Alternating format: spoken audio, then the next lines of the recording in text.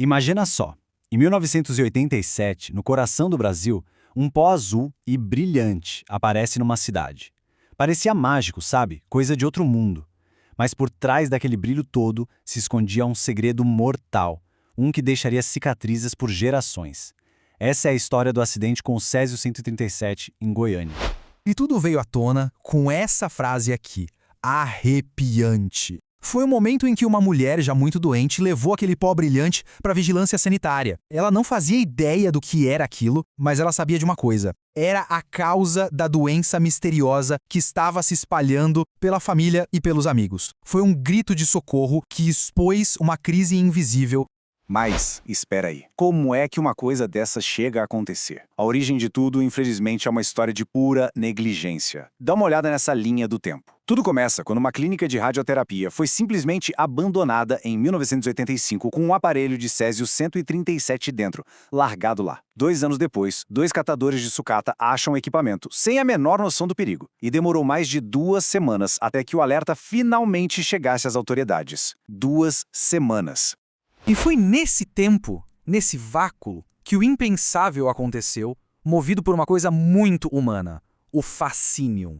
A cena é quase inacreditável. Dentro de um cilindro pesado de chumbo, eles acharam algo que nunca tinham visto. Um pó que soltava uma luz azul, fantasmagórica. Eles não tinham como saber, mas estavam olhando direto para a morte. Aquilo era cloreto de césio, um sal altamente radioativo. E a contaminação se espalhou não por maldade, mas por puro encantamento. O dono do ferro velho, que comprou a peça, ficou maravilhado. Levou o pó para casa, mostrou para a esposa, distribuiu para amigos, parentes, como se fosse um tesouro. Crianças brincaram com aquilo, gente passando na pele para brilhar.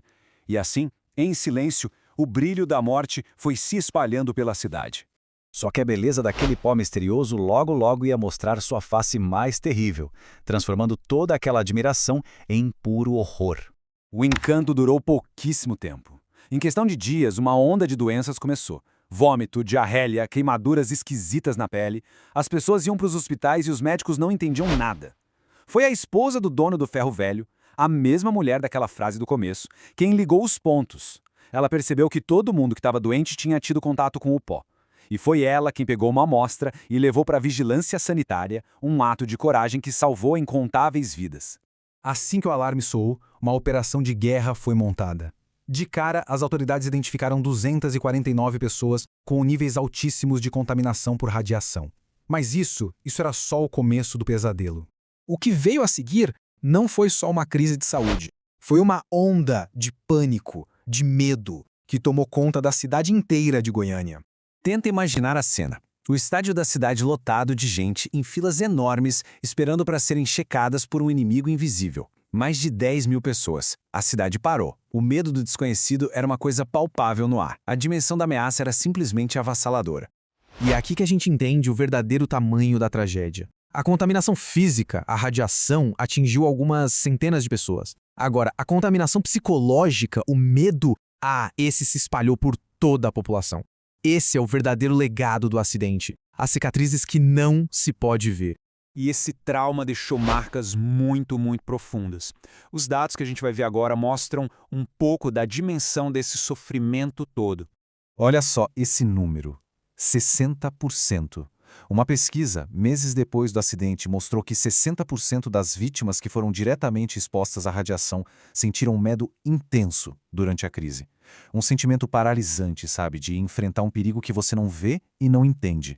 E esse gráfico aqui, ele é impressionante, porque o medo não ficou só nas vítimas, ele se espalhou como um vírus. Mais da metade da população geral, gente que nem chegou perto do pó, também sentiu esse medo. Isso mostra que o alcance psicológico de um desastre desses é uma coisa absurda, muito maior que o alcance físico. Essa frase de um sobrevivente coloca um rosto nesses números. Ela resume o pavor, a angústia de esperar uma resposta que podia ser uma sentença. Era o medo de ter o invisível confirmado, de saber que aquele inimigo estava dentro de você. E com o medo veio a raiva e a busca por culpados. A população precisava de respostas. Essa tabela mostra para onde o dedo foi apontado. A maioria culpou os médicos da clínica abandonada e o governo por negligência. Mas olha que dado impressionante e triste. Uma parte da população chegou a culpar as próprias vítimas. Isso mostra a complexidade da reação das pessoas em momentos de pânico. Certo. Mas como é que uma sociedade começa a se recuperar de um trauma desse tamanho? Vamos ver o que foi feito o início de uma longa jornada para tentar curar essas feridas. A resposta do Estado foi a criação da Fundação Leide das Neves Ferreira, a FunLeide. Ela foi batizada com o nome de uma das primeiras vítimas fatais, uma menininha de 6 anos. E a missão da fundação era gigantesca, dar todo o suporte de saúde para os sobreviventes e também para os seus descendentes, para sempre. E esse cuidado necessário ia muito além da medicina. Era uma rede de apoio completa, envolvendo psicólogos, assistentes sociais, nutricionistas, um esforço enorme e coordenado para tratar não só o corpo, mas também a mente e a vida social de quem foi afetado. No fim das contas, o acidente de Goiânia nos deixa com essa pergunta. Uma pergunta muito poderosa. O lixo radioativo foi contido, os lugares foram limpos, mas as cicatrizes do medo, da perda, do preconceito, essas são muito mais difíceis de apagar. A história do Césio 137 é um lembrete sombrio de que os ferimentos mais profundos de um desastre são muitas vezes aqueles que a gente não consegue ver.